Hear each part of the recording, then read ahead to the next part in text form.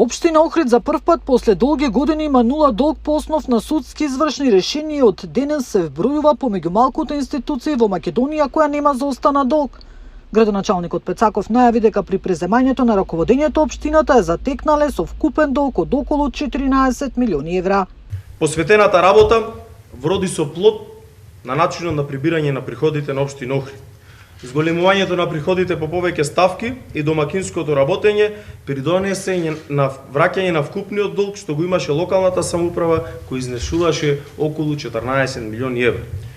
Она што се чекаше за да може да се официјализира одблокирањето на општина Охрид беше одлуката на владата на Република Македонија, со која долго на некогашното меѓуопштинско претпријатие МОЕПА Проаква, кој припадна на двете општини солидарно, се брише и станува основачки влог на државата во државното јавно претпријатие Колектор. Пецаков подлече дека општина Охрид во изминатите нешто повеќе од 2 години имала самостојно без помош вратено 30% од вкупниот долг. Чесно е тука да се поздрават и споменат напорите кои биле вложувани во изминатите десеттина години на локалните раководства за раздолжување на општината и секако 8 милиони евра кои владата на Република Македонија ги додели на општина Охрид со единствена намена за раздолжување на градот чиј долг во еден период изнесувал 33 милиони евра.